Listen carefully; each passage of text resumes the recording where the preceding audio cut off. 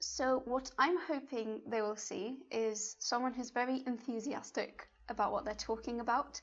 Hopefully lots of colours. I'm quite big on animations and having lots of, bright, colourful animations, and hopefully a feel that the information they're getting is rigorous but interesting, and that will stimulate them to maybe go on and find out a few more things or watch a few more videos. So you're definitely super enthusiastic, no doubt about it. And I do want to get around to your animations, but I wanted to go back to what you said at the beginning, which was that you're a science communicator. And that seems to be, I think it's a great thing. There can never be enough, but it seems to be a growing number of people who want to be science communicators. So I'm curious, what do you think is or was missing from the science communication community? Like, what is it that you specifically wanted to bring to the table with Draw Curiosity? I agree. I think science communication is certainly an emerging field, or maybe now that I've become more involved with it, I'm noticing how so many people do it and would like to do it. I'd like to think my specific niche is I tend to work with papers, maybe things that could be slightly less relatable or that maybe aren't people's ideas of bigger questions, but try and show why they are actually very interesting, or why a paper that not many people have read because it's very jargony, how it's actually interesting and can be related to the world around us. So it's more about having a curious look on the world, regardless on whether it's a big issue or not. So how much time do you spend then with journal articles just scratching your head being like, how do I turn this into something that people can understand?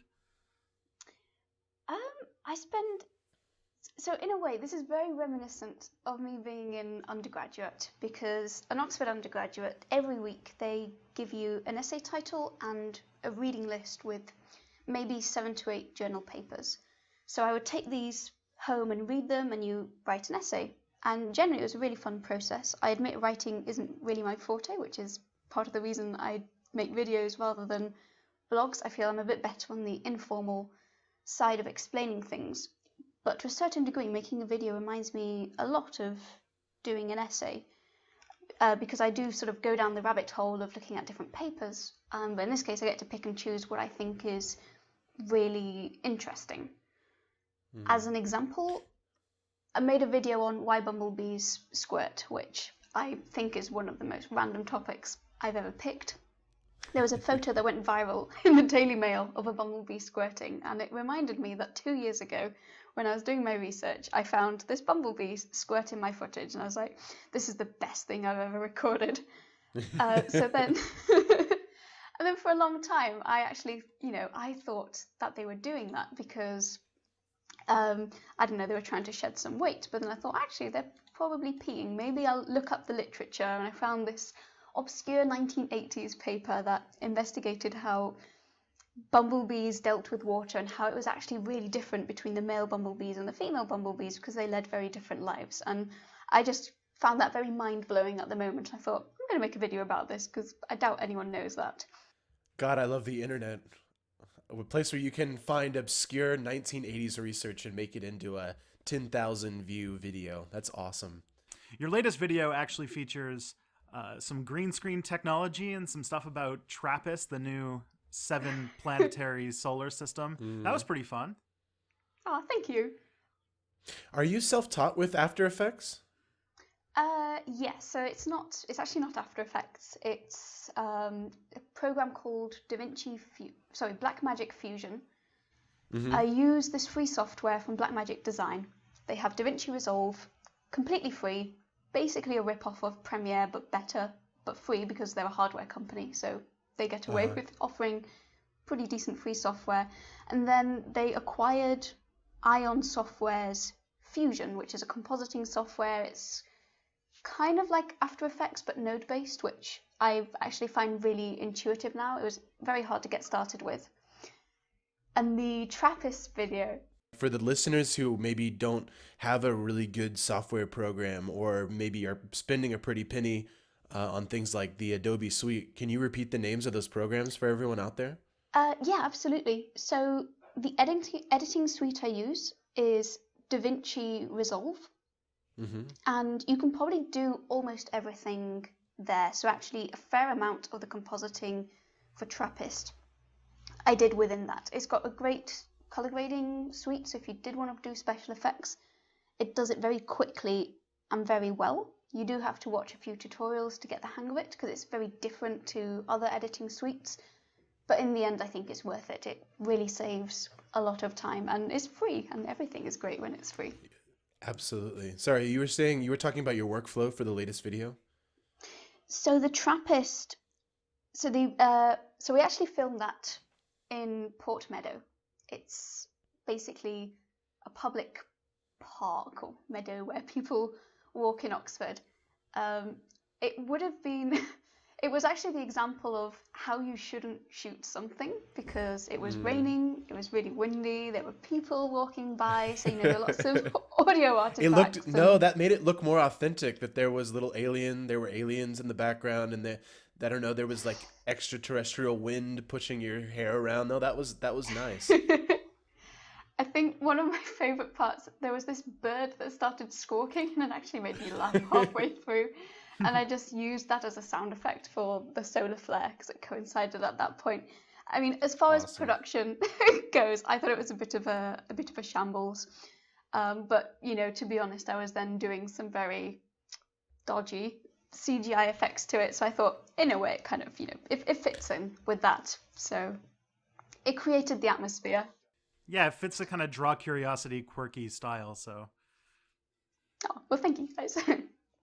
So I have a question for you about the story of Draw Curiosity, because when I first met you, it was back in September, maybe August, and you were just getting started. You had a handful of videos out, but you had maybe about 130 subscribers. And then you met a boy named Tom. Oh, yeah. Can you tell us a little bit about what that story looked like from the inside? I started Draw Curiosity back in May, I'd been planning it for ages, and, I had this very specific idea. I was going to launch videos in May. I entered a couple of competitions. For one, I got shortlisted. The other one didn't go anywhere. But as far as I was concerned, these were more, little challenges to make me get into the swing of making videos. I actually found it quite hard to get started at first. When I look back, I feel very awkward watching it, because I remember, I still hadn't quite got used to speaking to a camera. Yeah, there's just so many little things. There's so many little things when you first start that you'd never even imagine would be difficult. I remember having trouble getting my profile picture to fit properly with the YouTube layout in Google+. And you never think that something that tiny will end up taking a lot of time. And that's when you first start, that's a lot of your time just goes to the little tiny things that you never even imagine would be a problem. Oh yeah, so I'll go on a quick tangent, but I'll admit for my channel branding, the intro, the header, I say hire, we kind of did an exchange of favors. I translated an art book for a friend of mine, and instead of her paying me, I said, can we spend this money on making an introduction and just some channel art for my channel? Because I felt like that was a better investment, and I love the way artists Caruaro and Cristina de Manuel do their things. So I just sent them the kind of dimensions on the YouTube help page and never had to worry about it again. No, I want to talk to you about that after you tell us the story of Tom Scott, because your branding is awesome and your animated intro is really nice.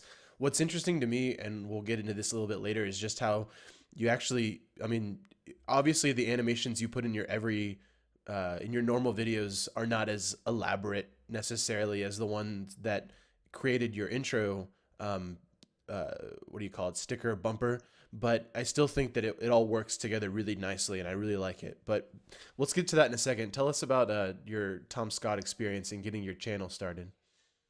Okay, so ironically, so Tom made this video. He got invited to go to the Arctic with astronaut Chris Hadfield and a bunch of other, new age creators.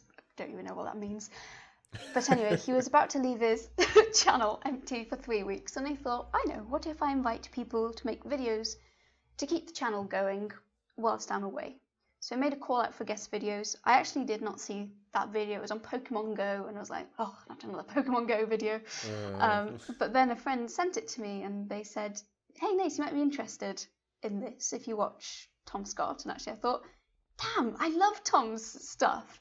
That's such an awesome opportunity. So I think it was like 1 a.m. on a Friday, and I couldn't get to sleep. And I thought, well, I've got a bank of ideas, so I'll choose the ones that I think might fit with Tom's channel. And I filled in this Google form that he had, sent it to him, fell asleep, completely forgot I had actually applied to his thing, because I remember thinking the next day, I should apply for Tom's thing. And then I saw an email from him saying, I really like your idea, so I'd like to give you a spot. It was like, in that cool. context, it's kind of creepy. It's like, I like your idea, but I didn't apply. How do you know? So yeah, that's how it started. We had a quick Skype call, and I described how I envisioned the video to be like. He seemed pretty happy with it, and then I just got on with it, really. So yeah, and then there were 3 other people as well who made a guest video, and he sort of intercalated the videos whilst he was away, and mine was the last one. And it allowed me to actually see how the other channels were doing in response to this. And I actually saw that all of the channels were doing a lot better than I expected. So I was actually kind of equal parts terrified and really excited for when the video would come out. It seems to me that your audience that came to you with those 10,000 did not leave you. So it looks like for most of your videos, you get somewhere between 50% or more, sometimes 100% of your subscriber base watching your content. So would you say that the people that came from that project, from that Tom Scott guest appearance, have stuck with you as fans? Yeah, I would say basically everyone. That's what really surprised me. Everyone who came over was really nice. I mean, obviously there's always the occasional hater, or there are some countries that have like 1 subscriber and always dislike my videos, so I have grounds to suspect they are the same person. But they don't actually write anything, so it's not kind of, I don't really care about a dislike. There's no one actually writing something that's just pure hate. And even if someone has a negative opinion, they're always very polite about it, and that's something I value a lot. So I feel like Tom's brought a very civilized audience, and an audience that is really nice. And I'm really glad about that, because when that first happened, sort of in the first day, the channel went to 5,000 in 12 hours or so. It was crazy. And I remembered thinking, I've actually missed this kind of, this little period between when you go from a small channel to one that's a bit more established. I've noticed that as soon as someone hears you got more than 10,000 subscribers, they just kind of automatically assume you're an established channel and you know everything about YouTube, which was certainly not the case then. And I felt, I don't know, maybe I've lost some of that period to experiment a bit more. But actually, whenever I've tried something new, like collaborations or vlogs or like special videos that aren't science, they get fewer viewers, but those who watch are very nice. So I want to live a little bit vicariously through this situation, but I just want to comment on my point of view when you were doing this, because we were in the middle of doing a small collaborative project in the middle of that, and I remember that you had submitted, you voiced over one of my videos back in September, and then I had to take a break and come back to it later because I had to quickly put together a video for the anniversary of 9/11, and then in the time between that video, that collaboration getting going and then it coming out, you had gotten to 10,000 subscribers. I'm like, well, guess you don't need this anymore. But can we just live a little bit vicariously through your experience and tell us a little bit about what it was like to go through the Tom Scott days? Okay, so one thing I remember was uncertainty.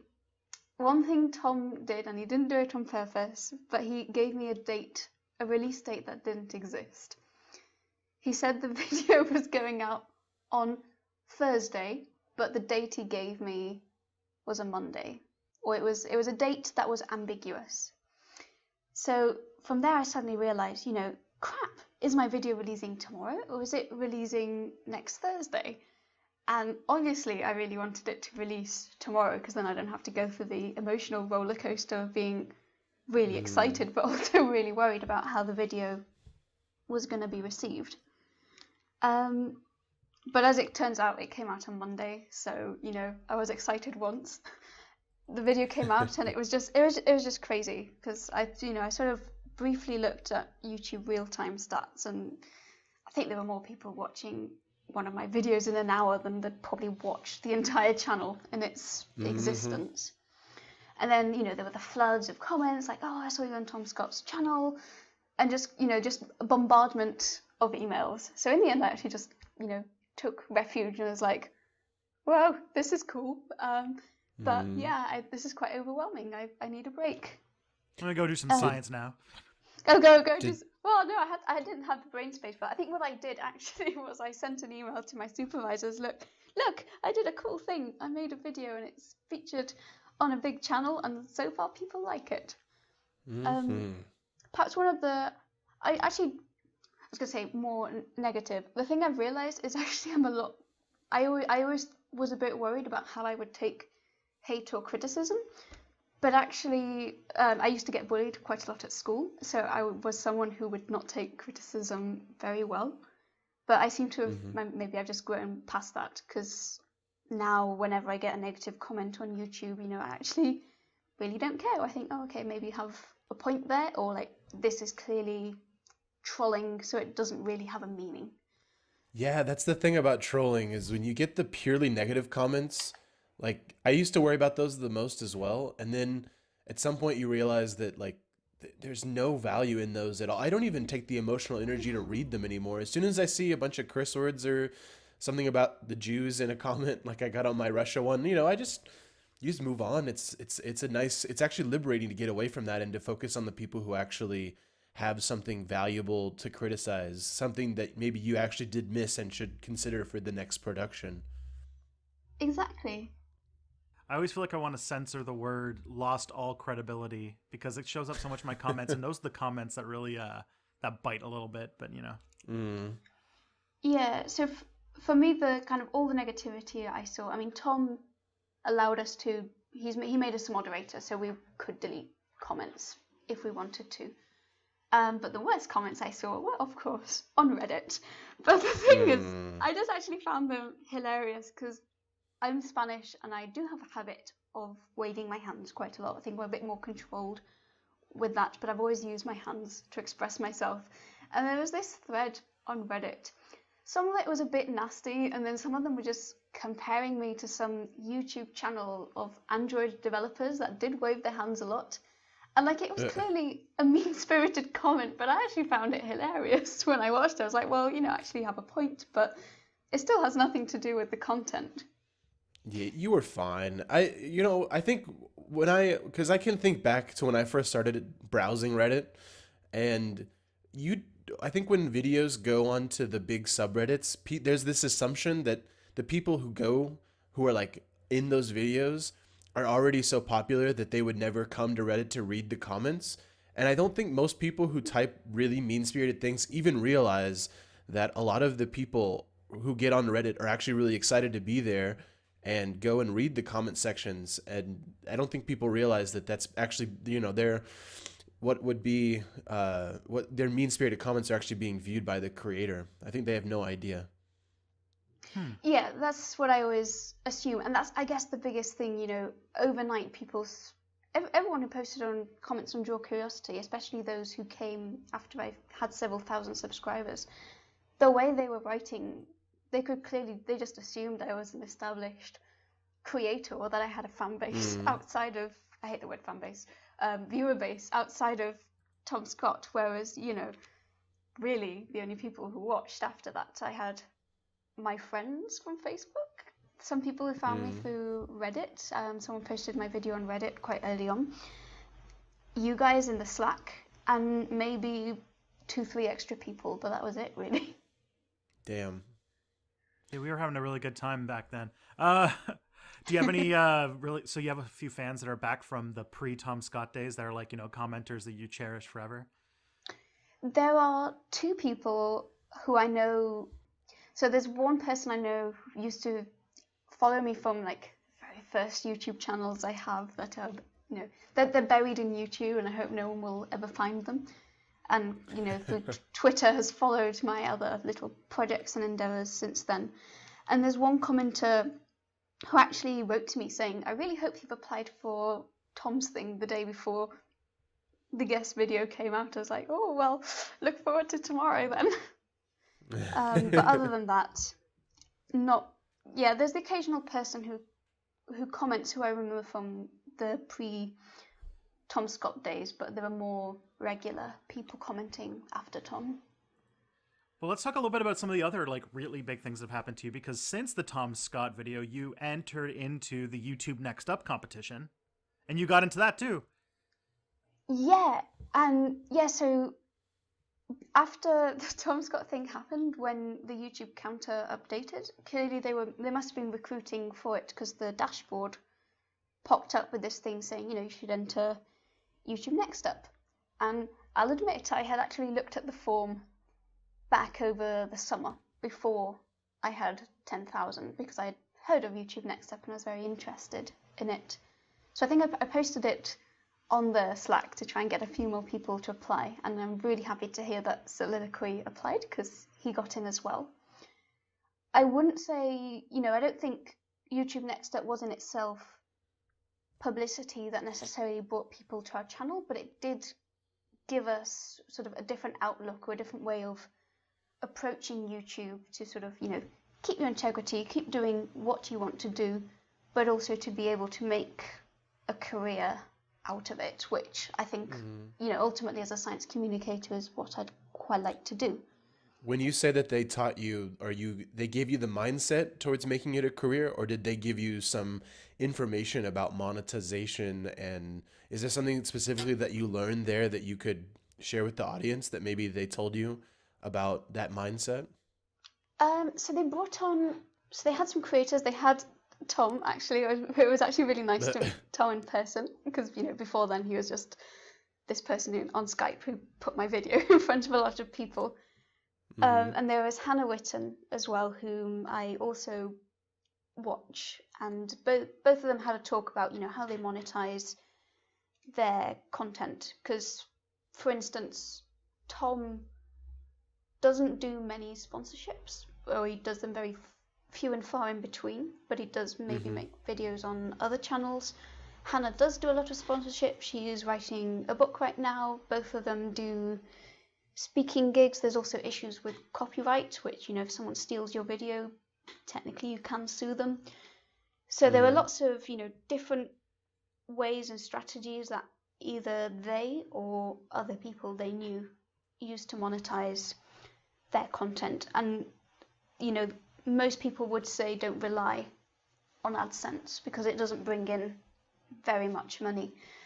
And generally, YouTube is, I guess, a portfolio for your skills, which then other people would hire you either for your influencing, such as a sponsorship, or maybe for speaking to share expertise.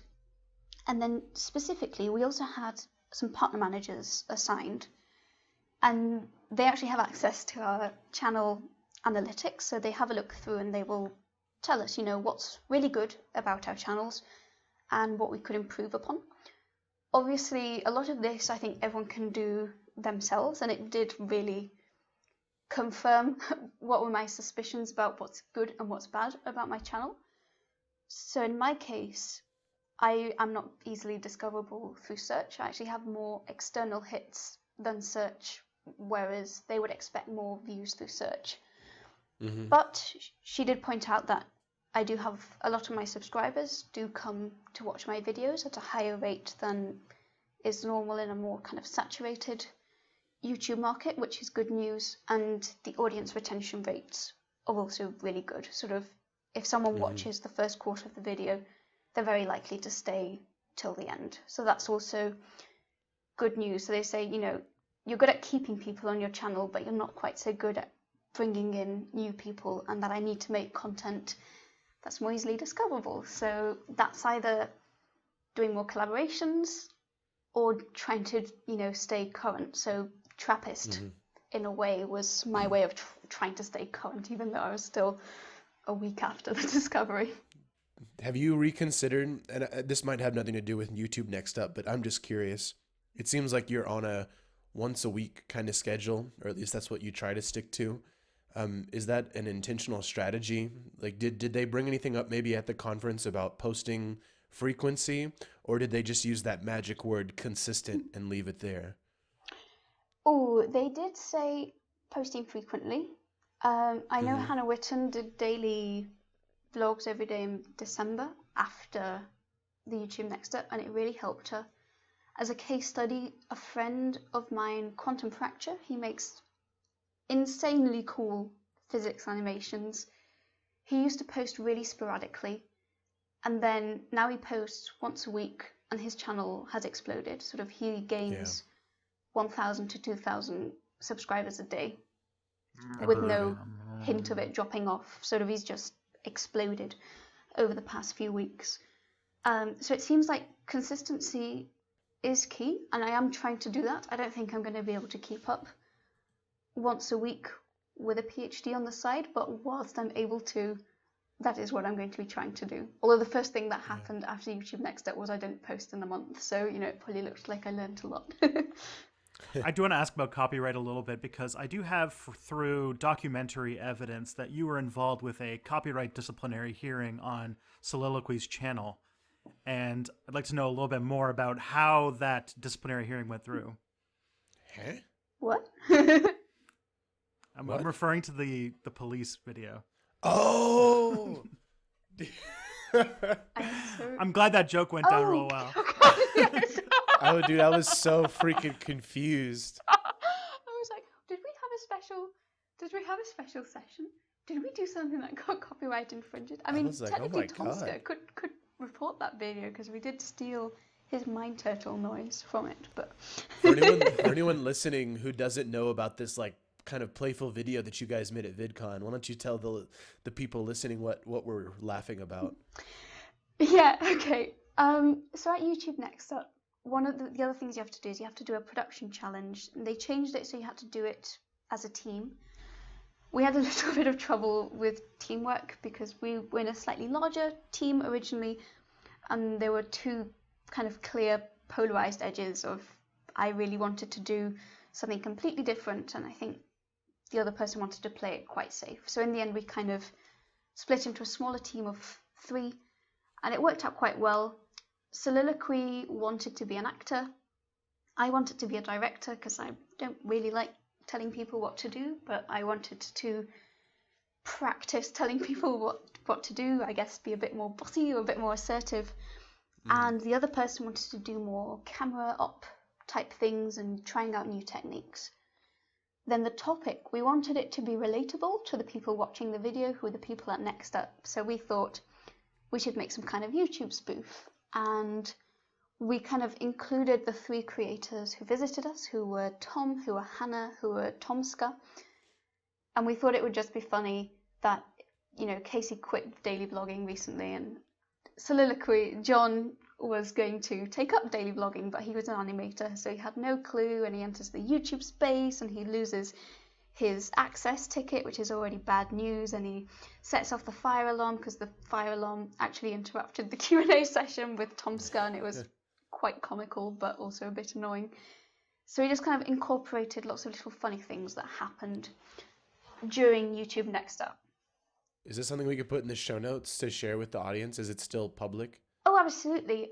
In the end, it went on my second channel. So if you search YouTube spoof, it will probably appear, but I'll send you the link afterwards, yeah. Okay, awesome. So anyone listening who's curious what the heck we all just busted out laughing about can go and watch. It's pretty funny. Yeah. And I could tell there was some people outside of their comfort zones that were really trying new things. And it was nice to see John Soliloquy up on camera. I know that was, he came into a hangout that I did on election night.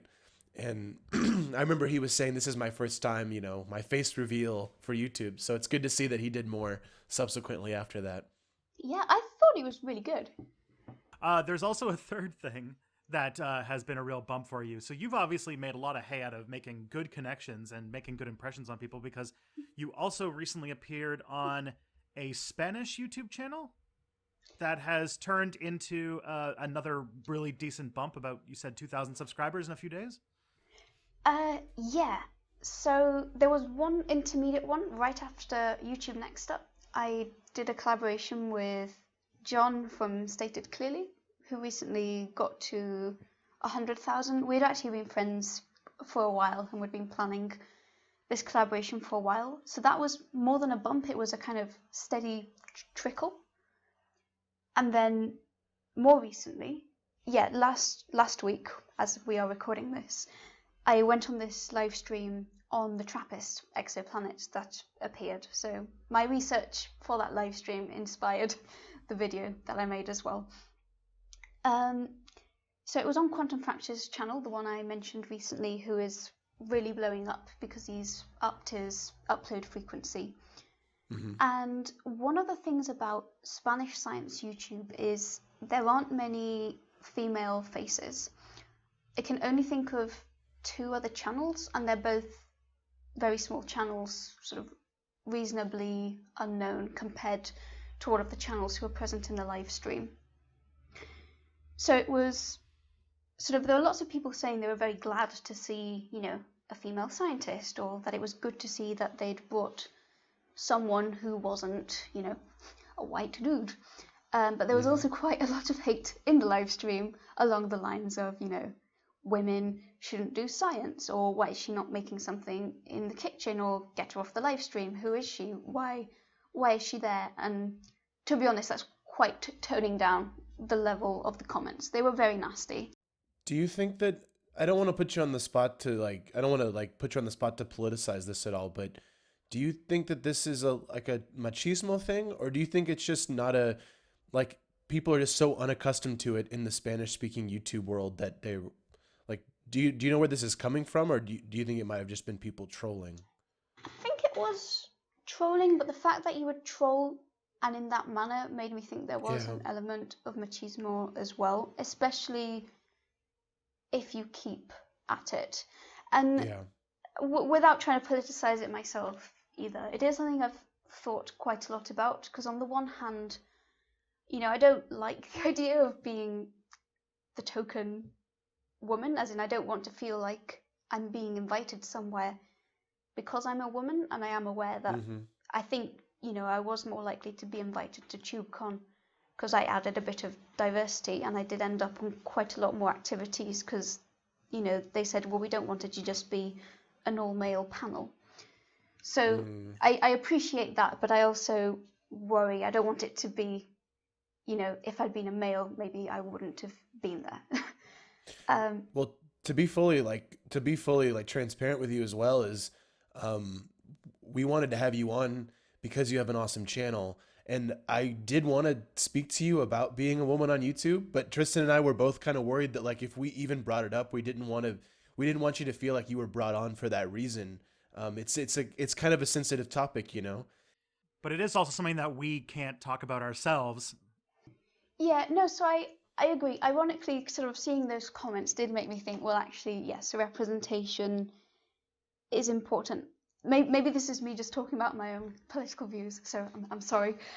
So I grew up in Spain, and coming to England, I noticed that, yes, Spain is comparatively a very sexist place, or, the Spain I came from was very sexist. Sort of, you would expect to be catcalled, you would expect people to judge you on your abilities and appearance because of your gender. And this was also normalized in many ways. So it didn't even, it was the norm. So it didn't even occur to me to question it. Whereas in England, people complain a lot against that, but also people didn't do that comparatively. Sort of, it's reasonably rare for me to be, well, it has happened, but it's reasonably rare for me to be chatted up or catcalled in Oxford.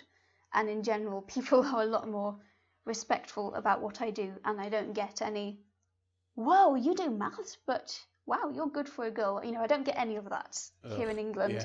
So I always found it very absurd that people, would be talking about how women had to be treated equally, where I was thinking, well, actually, I've not been treated like my gender being here. I think Spain needs this, not England. But obviously, part of that is part of the change. So I've kind of always, silently been thinking about it. And I think now that I've sort of gone back and realised, how things actually were, and perhaps I shouldn't have really seen it as the norm, it's made me change my mind somewhat. And not that I didn't think it was important before, but I think now I can have a more solid experience myself to base, to support my ideas rather than remaining neutral. I think you make a good point. And I think what's interesting is you mentioned earlier about constructive criticism, and obviously 100% the harassment in the chat box is not constructive criticism. What I've noticed sometimes about, aggressive criticism that's not constructive is that often you're going down the right path with something when you start making people get, like when you get a rise out of certain people, you're doing something actually well, right? There are people who criticize legitimately on certain things you say, and then sometimes you'll get like a level of aggression you don't expect, and you realize it's because you've hit on something that has struck a nerve with someone, and that can be in a good way.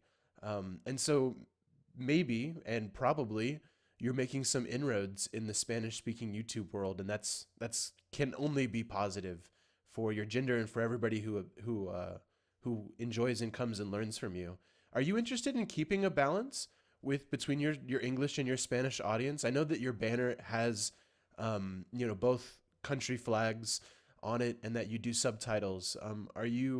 Is that a deliberate strategy on your part to keep both audiences present? Yes. So when I started, I really, really wanted it to be as accessible as possible to everyone. So I've always been really big on the closed captionings because, first of all, it just invites people who don't have English as a native language to watch. And it also means, I don't know, if you're watching on the bus or you're watching in bed and you can't have the sound on, you can also watch a video. And obviously also people who are hard of hearing or, can't necessarily process the speed of a YouTube video. I think subtitles are essential in all of those cases. And because I speak Spanish, to me it's a bit of extra practice to, not let my scientific side of Spanish fall down the wayside. But also, I started posting my videos just on my personal Facebook, where I do have a decent split of Spanish friends and English ones, and I didn't want either of them to feel left out. And I think now that the Spanish audience is starting to grow, I admit I don't know, because I really want to make proper videos in Spanish, but I wouldn't want to put them on Draw Curiosity, because I don't want to split audiences between videos, and I don't want to confuse people. Yeah. So I have thought of making the odd video in Spanish and inviting people to watch it with closed captions on, or maybe make some specifically with, a Spanish topic in mind, such as where did some Spanish words come from, or differences between the Spanish and the English language, which I've had, those ideas floating around, but haven't done them yet. And obviously, I do think, in terms of a future career, because there aren't many female science communicators, I am aware it is something I could try and do, try and bring a more balanced image of what science or who presents science is in Spain, but I wouldn't want to do that. Right, go on. So the possibility of a dibujar curiosidad? Yeah. So draw curiosity is meant to mean like attract curiosity as opposed to drawing it. I thought it was a great play on words, and I find that no one ever gets it, or I don't know, or people always assume it's a drawing channel. I have thought about making a Spanish channel, and I've thought about calling it Inestable, which means unstable, but it has my name in it, and kind of like there's lots of unstable things in science, so I could accidentally build some kind of neurotic image of myself, but I think it could be a funny thing to do and make a more conversational Spanish channel. So you mentioned it in one of your previous podcasts, and I found it really interesting that YouTube in other languages is really growing right now, and actually Mm-hmm.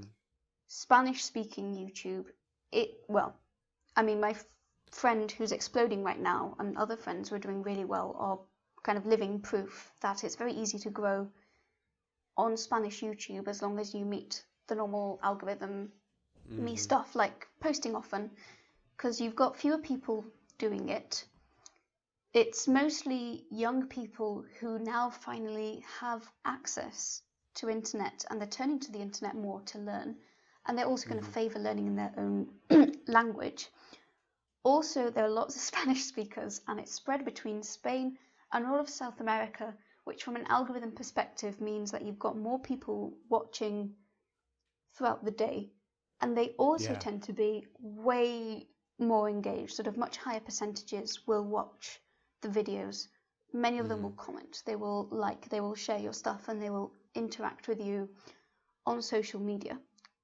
And I don't know if that's just because they're a young audience or not. I think a lot of it also is just a genuine appetite for these sorts of things. I know that I collaborated with a Spanish channel called Visual Politique, and they went from 0 to now well over 250,000 subscribers it hasn't even been a year yet, and they just blew out of the water. They do news, and I think part of it was just this voracious appetite for like substantive content in Spanish on YouTube.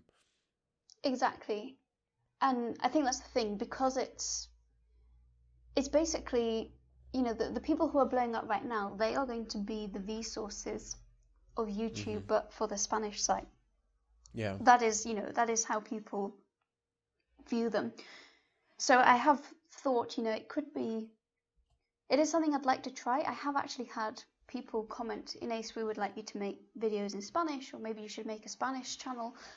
And at first I thought, I really don't have time for a third channel or another one. But if I made it more conversational, then it doesn't quite overlap with Draw Curiosity. And it means I get to test the waters, see if it's something that people do like, see if it's something that I enjoy doing. And when I finish my PhD, it could be something I could do stuff in English and Spanish. So are you planning on making the jump to, because like this is something that comes up at least in my mind as a PhD student who was playing with YouTube, is that like you're gonna have to make a decision, especially because you're closer to the end of your PhD than mine, between do I try to go full time with this, or do I try to fight the postdocs and the publishing and the all that stuff. I've almost definitely made up my mind. I think I would like to go science communication full-time. I don't think YouTube will keep me full-time just yet, but I'd like to think sort of if I can secure some sponsorships, or I can try and work with some companies making some science communication content for them, sort of all of that together.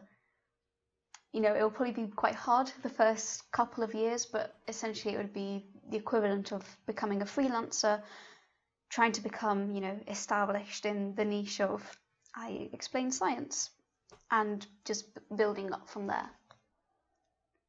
You already have a very good presence on camera. I think you're already doing great, and I'm sure that if you went full time, that's just my personal opinion, but I think you will have a lot of success when you do pull that trigger and go for it 100% to be a full-time communicator. Oh, well, thank you. I really hope so, because it's one of those things that I'm thinking, I've got to put my all into it this year. It's something I really enjoy doing, and if enough people think, they enjoy watching my stuff, then hopefully I can make it work for the end. Pull the trigger, yeah? Pull the trigger. Yeah. So as the resident robot, I do feel obliged to ask a little bit about, as someone who's obsessed with checklists and everything like that, I was really curious about what the anatomy of a Draw Curiosity video is. Like, can you run us through the process of how one gets made? Sure. So I feel I haven't quite honed in on a specific process yet. It usually starts with an idea. I have a little note on my phone that's just full of ideas. I counted them about half a year ago. And Dang, was that like, sounds like me. Oh my God. so yeah, there are way more ideas than I think I'll ever manage to make work, which is a good sign, because something I would like to try and do is to post like Tom Scott sort of twice a week, maybe even 3 times if I can. This is assuming I don't have a PhD as well. So normally there'll be one idea that, you know, really stands up, is buzzing around my head and like, oh, this is such a cool subject, I want to talk about it. Or there'll be a deadline because it's a collaboration or it's some kind of competition and there's a fixed deadline for it. So those are usually the motivation for, this is the video I have to work on right now. So normally I'll write a script. I actually, with 12 Tone in the Slack, 12 Tone makes music videos, so we actually switch our scripts between us to make sure that they still make sense to someone who's, you know, a lay person and not necessarily specialized in the area of music or science that we're talking about. And it generally also helps to just have someone quickly edit. Before I mentioned I don't really like writing essays. I tend to be overly perfectionistic, which means overly perfectionist, so I take ages to finish something, but it means that the first draft is never really all that great, in my opinion. Video-wise, I think I've now found a setup that I really like. I recently bought a teleprompter, which was something I was very hesitant about, but now I absolutely don't regret it. It's made recording a lot faster, and I think it's one of the things that's, if I go weekly, the teleprompter is going to play a big role in that. So what did you buy and how much was it?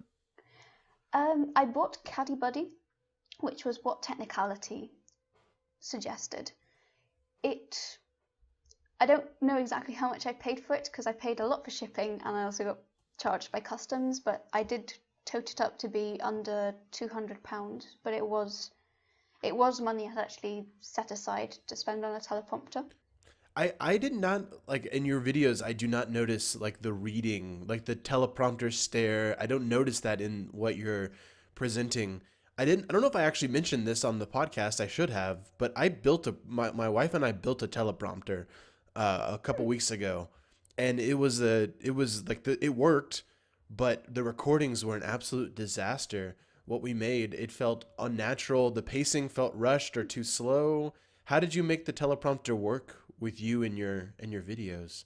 Okay, so I can tell, but I can't tell because I'm reading. Only the last 2 videos have the teleprompter. So why did 2 sexes evolve? And the Trappist one. I think the Trappist one is a bit more obvious because we set the speed too quickly at first and we were rushing through it, and then we only had 2 hours to shoot, so we needed the teleprompter. Oh, and the Wolbachia video as well. So because I film quite close to the lens now, I've actually moved to a Sigma lens and it's around 18 to 30 millimeters. What I do is I use my phone and I place it vertically, and the app I use is Simple Teleprompter. So I can actually line the phone up with the lens of the camera, and it's not wider than the lens. So when I'm reading, it never really goes outside of that. But you do develop... It does require a bit of concentration. I actually almost prefer the memorizing process, but it makes me blink a lot more. And that's something people comment on a lot. The teleprompter makes me blink less. But I kind of gaze through the words, so I'm not always properly reading, and I'm still adding stuff. It's as if I was reading the script and then just putting my own words on top of it. So I tend to insert bits in and about. And I still don't get clean recordings. I often have to scroll back and repeat bits because the timing's never perfect. But it means I don't have to, you know, mentally prep myself for, I need to be able to memorize this script and say it off by heart. Yeah. I'm actually looking forward to SciShow's workshop at VidCon because I know they work with teleprompters, and I think part of their workshop is they talk about that. So, well, I'm gonna tag along with you then because I felt I just did one recording, so I can't, you know, say that teleprompter is not for me based on just one experience. However, it was so bad that the main problem for me was not just that it was the reading thing, but it also just felt disingenuous. Like I guess I pride myself on being able to kind of look in the camera and try to emote into a camera like there's a person standing in front of me, and I felt like all of that was lost the moment I started reading. Um, so I guess I just need more practice, and I guess a presentation of people who do it would be nice. I know what you mean by that, because I won't lie, that is how I felt at first. I felt that a teleprompter was, cheating.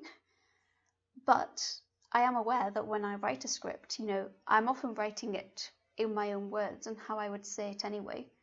And it's really Hmm. funny because even when I was memorizing and I fluff something up and I repeat something, I almost always say it the same way anyway. Sort of, there's clearly one specific way I have of explaining things. I think the teleprompter makes it a bit cleaner for me to not waffle Mm, quite so much. But also, it's still my own words. And in any case, when I'm doing animations, I just get the script and read it anyway as if I was saying yeah. it. Just to mention, you guys are going to the VidCon in Amsterdam. Um, Amsterdam. just for like people listening out there who are hoping to run into cool people, the VidCon, they're going to the VidCon in Amsterdam in April, but I will be at the one in June in Ooh. Los Angeles. I would love to go to the June one. Yeah, me too. But I mean, not that I'm not excited about Amsterdam, Oh yeah, but it's going to be awesome. it's gonna be great. I'm so pumped. I was thinking that maybe, and I know this is like off the fly, not to put you under pressure or anything in this, but I thought maybe during the VidCon we might do like a special episode of something to with the podcast, just kind of like record a conversation of how we're feeling and what we're learning, maybe while it's still fresh in our minds, Yeah, if I we think have that would be time, of awesome. course. Yeah. I know I definitely want to make a little raw curiosity video in VidCon, and I have to get a bit better at actually pointing the camera at people and getting their impressions. So as long as you're happy Mm. with it being both ways, that's fine.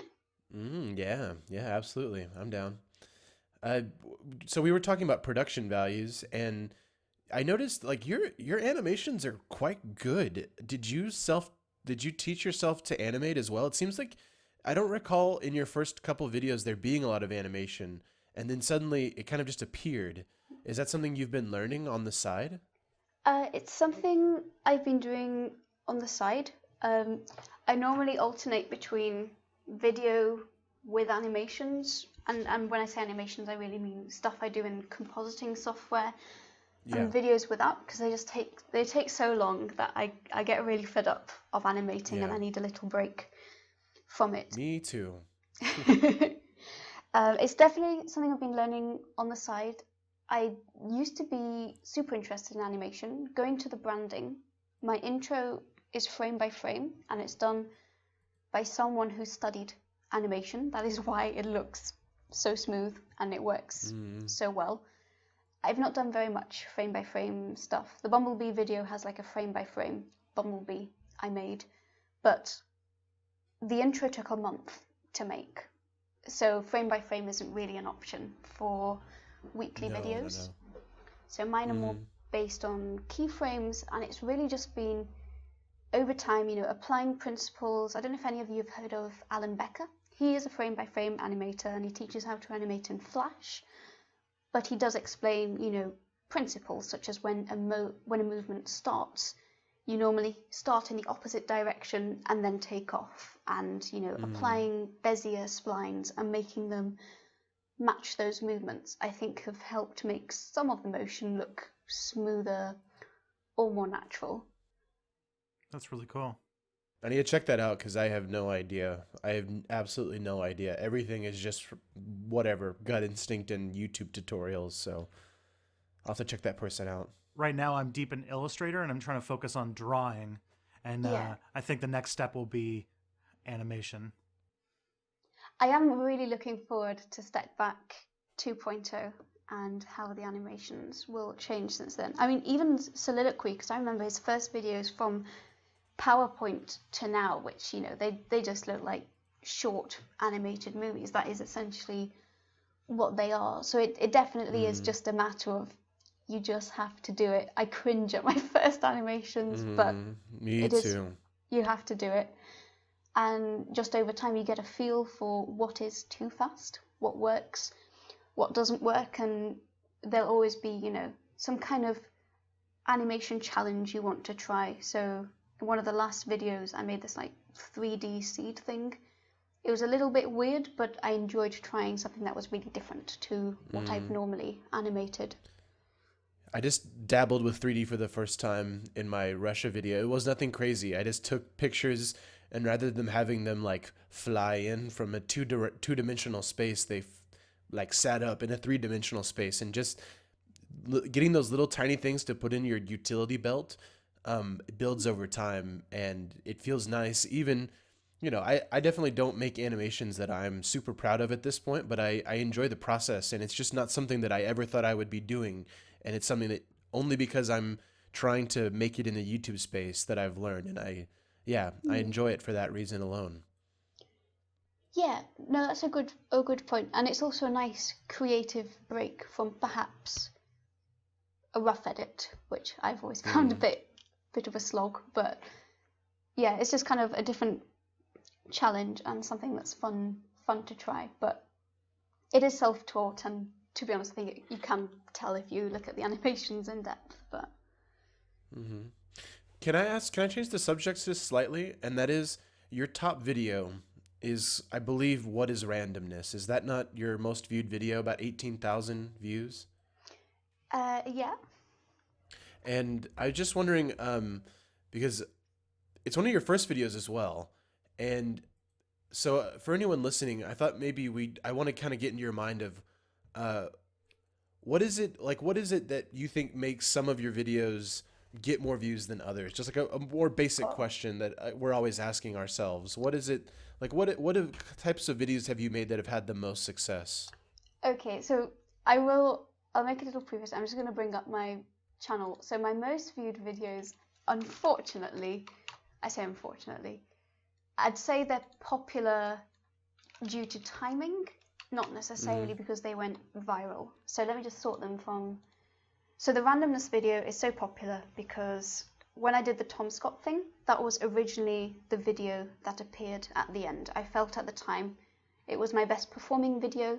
It was short, it kind of gave an idea of what I was like. So I asked him to put that one there. And then a couple of days later, I released the Bumblebees one, so then I asked that one to be there. So randomness got popular because 20,000 people clicked on my channel at the end of that video and they watched that one. And then obviously, because it's the most popular video, then people sort your videos through most popular and they just gather more views. And then the other like super popular ones, so the Rainbows and the Jaffa Cakes, they were the channel trailers, so they've always been collecting views from there. Browns Do Better Than Smiths and 12 Dot Illusion were the videos that preceded before and the one that came after the Tom Scott shoot, so again they also got a lot of views. And the monogamy one was the collaboration with Stated Clearly, so lots of people have been coming in constantly from his video. And the same with Why Did Two Sexes Evolve? So I don't think there was anything that was strategic. I think it was more just the timing with these collaborations that brought people in. Well, I mean, that is, in and of itself, that's strategic. But yeah, you're right. It's not like purely organic YouTube views. Absolutely. But interestingly, I do find it, the one that I actually think people like maths videos a lot, because the Pi Approximation Day, that's got a lot of views considering it's one of those videos I haven't really promoted very much, and it's one that keeps gaining organically through people in my channel. So what I do get from there is I think maybe people want more maths videos and they like evolution videos. Have you looked to see if you're ranked for any of your tags on it? Are you getting search traffic from the Pi video? I can have a look. I'm gonna look right now. I tend to be... Oh, is my everyone videos still rank there? well for the tags, but people never really search for them. Wait a minute. Wait, can you guys hear me? Yep. Oh, okay, sorry. I lost you guys there for a second. I think I muted my computer by accident. Your tags here, yeah, no. History of Pi, maybe. You've ranked for Pi Approximation Day. So I'm sorry, I didn't hear the answer to the question I asked. Are you getting like organic search traffic on that one, or is it people just coming from your other content? Okay, so in its lifetime, it's only received 300 views from search, 60 in the past few days. That's not too bad considering how people usually find my videos through just searching my name. I'd like to hope it might get a little boost with Pi Day coming up in 10 days' time. But You should definitely add that as one of your tags. Wait a minute. History of Pi. No, there it is. Pi Day.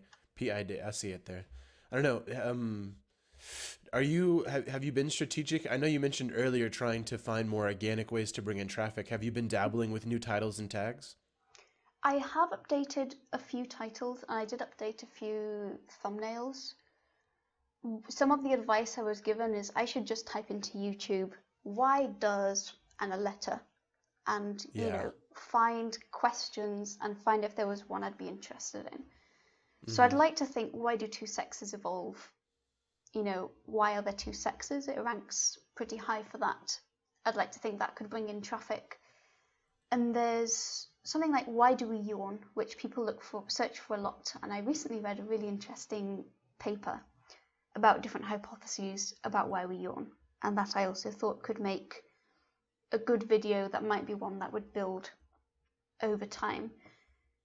But then I guess a lot of these questions, some of them I just find, they're not really the kind of thing I would normally talk about. And I know I've got to do some stuff to bring people in and some stuff that's just the stuff that I enjoy making and my core audience enjoys. According to TubeBuddy, you're ranking number 1 for why did two sexes evolve. Two sexes, you're ranking number 2. Origin of the sexes, you're ranking number 3.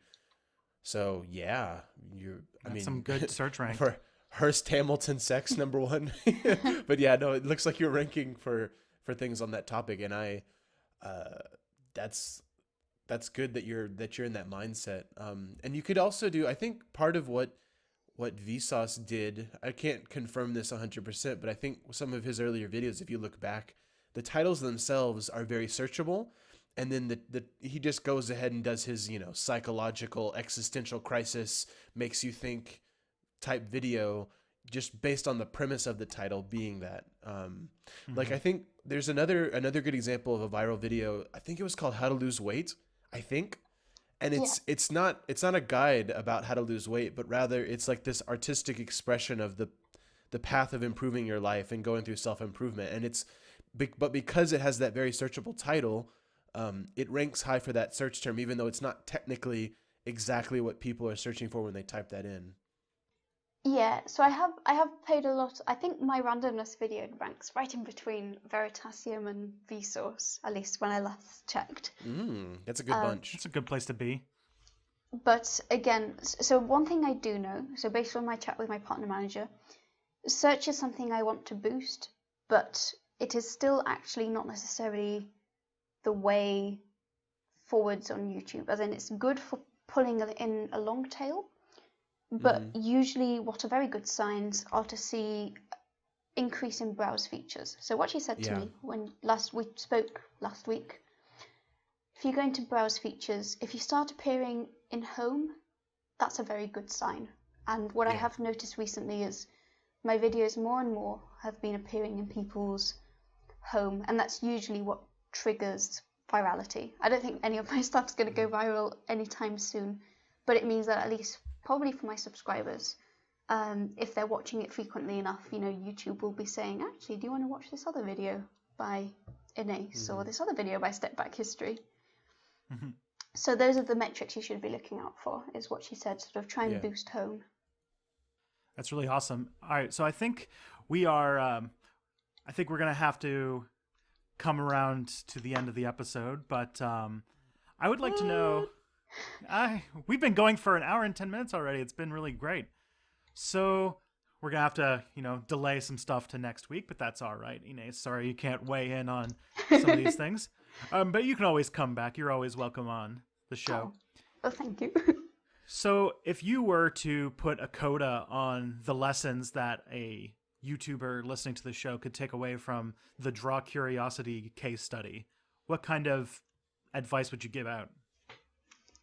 Well, I guess based on the way I've grown is make good friends with people who make videos. That would probably be one important one. But in all honesty, in a more serious way, I think being able to understand analytics and respond to how they're changing is important. So I think right now my audience is changing a lot. It's becoming more Spanish, and that's going to have to be something I take into account. Sometimes I upload my Spanish subtitles a bit late. Now I know I'm going to prioritize them, or maybe even make things that might be more appealing to them. And I think also the whole hub, hero, help content, I think it still applies. I know we've not really spoken about it in this episode, but making sure that you're making content that will be discovered in different manners, sort of one piece for your subscribers, one video for people who might be coming externally. Yeah, we should probably do a video on, or do a podcast on that in the future there, Will. Yeah, that's a lesson I got to learn, because my most recent video has been, I'm not like super upset or anything, but it's been a bit of a dud, and I've been trying to think about why. And I think part of the reason is like working out, push and pull. Like, I think, so that's one of the industry lingo that they use, is like some content is, you're only really interested in bringing in new people, and some content's just to keep your existing audience happy, and kind of finding a balance between those. Something we can probably explore together in the future. Yep. Otherwise, thank you, Inés, so much for coming on this show. Seriously, thank you. Thank you. And for all you guys out there, if you think that you have something valuable in your channel that you want to tell us about, please send us an email, ytunitedpodcast@gmail.com. We are also going to be reviewing channels. We should probably get back into that soon. Yeah. If you want us to feature your channel in that fashion, you should also send us an email, same email address. And of course, if this is the first time you're listening, there's way more episodes. So go to youtubersunited.com, listen to the whole thing, binge listen. It's a thing now, trust me. Or look up YT United Podcast on Facebook or Twitter, or look up YouTubers United on YouTube. We actually have a YouTube presence, so there you go.